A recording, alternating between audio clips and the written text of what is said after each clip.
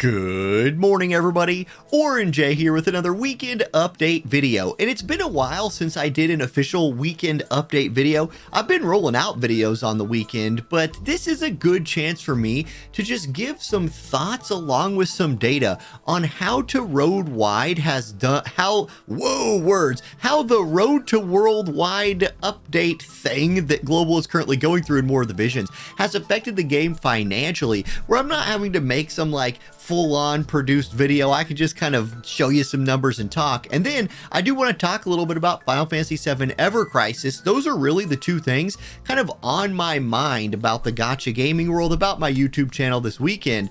And then I also just want to take a minute to mention, you can see right here I'm working on my like Ferris glassy summer comp. It has been very, very strong, although this is apparently an evade Ferris, which was not something I was prepared to fight against.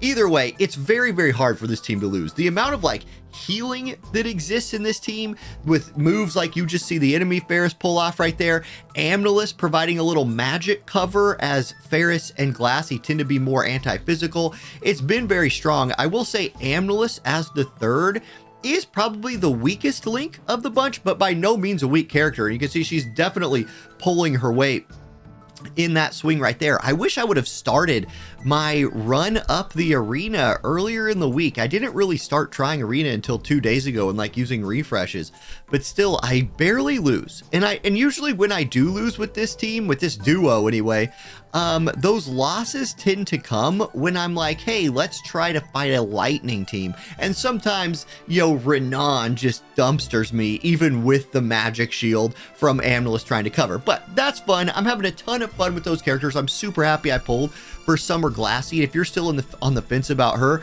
I think you could definitely go for her. But let's talk about Road to Worldwide and how the botched launch or the poor launch or whatever you want to call the handling of the beginning of this actually affected the income of the game last month, because all of August was essentially part of Road to Worldwide. So financially, how did it hit the game? Now we're on Reddit here on the Gacha Gaming Reddit threads, and this is from Numberlocks B2. I'm going to blow up this graphic right here. This is a graphic of gacha game earnings. Now it's obviously not all gacha games, and one thing that I wish was included in here is like Square Enix games, which are left off for some reason, but this will give us a good taste of what the top earners in gacha games are earning. So you can see like Fate Grand Order, JP Fate Grand Order actually surpassed Honkai Star Rail as #1 in gacha earnings in August, and it's been forever. Since Honkai Star Rail came out, it's been the #1 dog, but it was beat $55 million for Fate Grand Order, and that is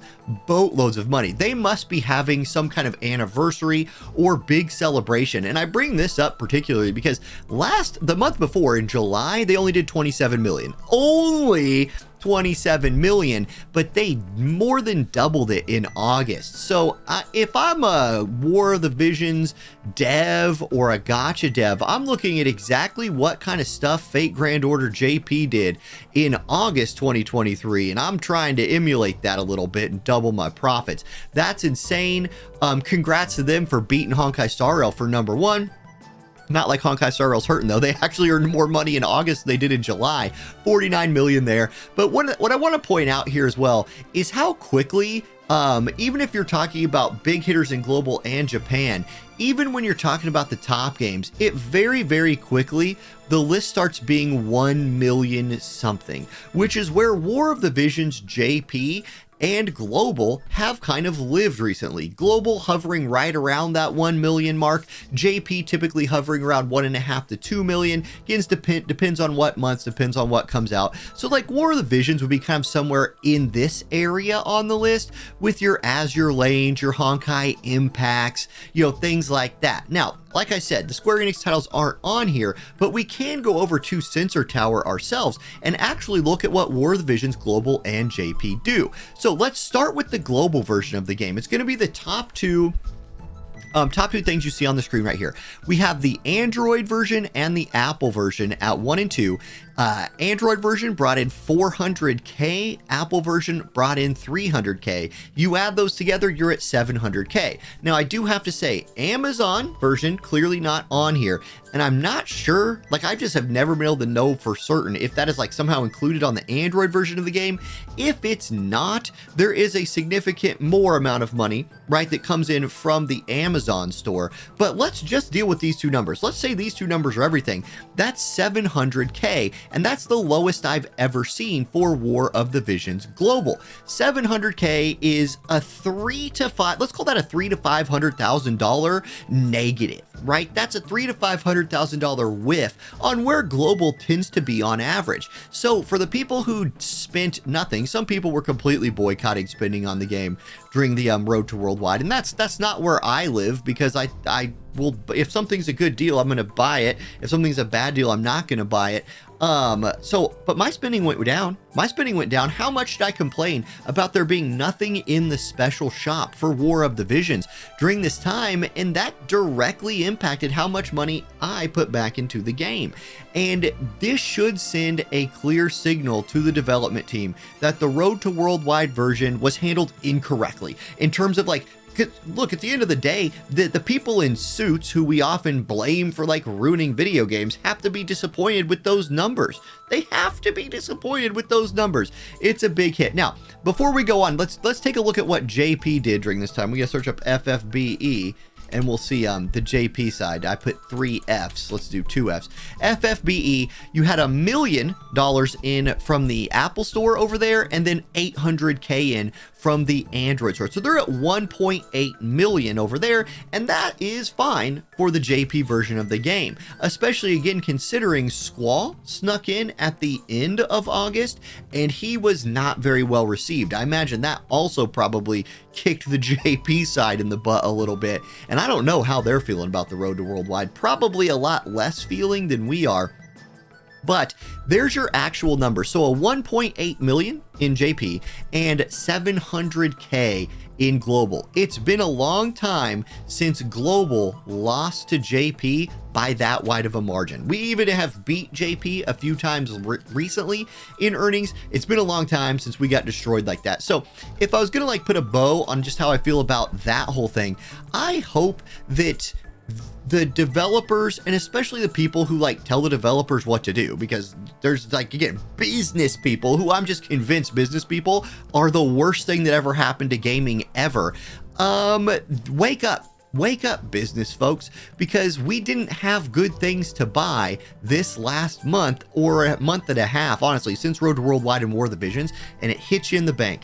Let that be a wake-up call. War of the Visions overall still doing just fine compared to like Square Enix's other gacha games, but it could do a lot better. It could do a lot better, and I hope that this is a bit of a wake-up for that. Now, there is another thing I want to mention when it comes to this channel, something else that's on my mind, and that is Final Fantasy VII Ever Crisis comes out this coming Thursday for Global. This is definitely something I'm going to be covering on the channel.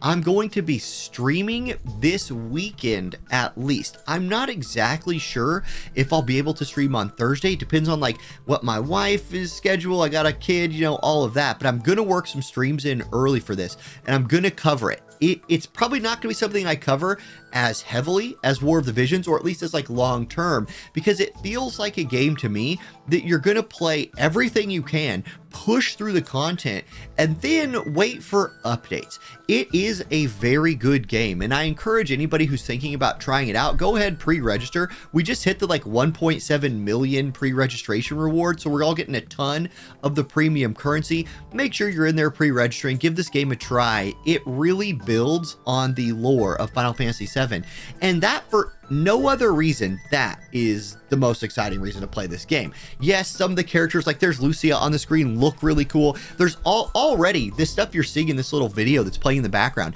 is stuff we did not get to see in the beta. So awesome, including these costumes that you see these people wearing. Let's go. I'm very excited for this to start.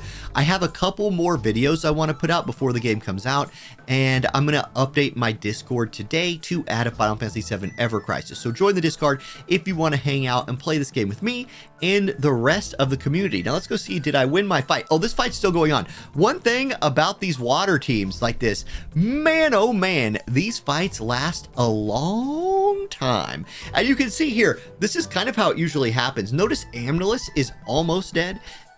She is usually the one who dies first and really does feel, I'm not going to say third wheel because she's better than a third wheel like would be, but the combo of Ferris and Summer Glassy really feels meta right now. It feels like about the most meta thing in top tier War of the Visions PvP. It's so much fun to play. That duo is so much fun to play. Figuring out how to get them to group up and just go beat stuff down with their swords is a blast. And like, again, I'm going to just say, like, I feel like War of the Visions is gameplay wise, isn't about the best place it's ever been.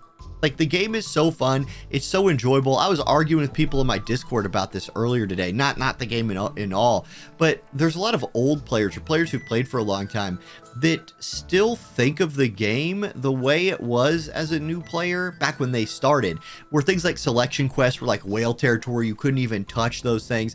Man, y'all, like, I've been playing a new account for over a month and I have fun on that account every single day. Like, if you've ever thought about trying War of the Visions or getting back into it, I would say it's a great time to do it. Maybe wait till Road to Worldwide actually launches if that's something that bothers you, which it is something that bothers a lot of people. But man, the game's so much fun. Yeah, that's it. That's just what's on my mind. That's what's happening on the channel. That's what I'll be covering going forward. School is beating me down. I saw a I'll do a little real life rant for a second. Saw a little Facebook post, because people, especially adults, like to post like weird adult memes on Facebook that like always mean a lot more than they should mean. And I saw one of them, and it was a teacher talking about how, like, do they love teaching and they do it for the kids, but it's amazing how fast the adults in your building can push you out the door. Oof, man, this year I'm feeling that in a way. Like, we are being squeezed a bit. And I feel like, I talk about the developers and suits over at game companies needing a wake-up call. Do administrators in schools not realize that there is a teacher shortage? Like, is that reality not set in? And you don't, like, yeah, I don't know. It's an interesting time over at my school this year. I'm loving my students, man. I always love my students, but yeah, adults. Okay. Anyway, y'all have a wonderful day, and I'll catch you next time. Peace.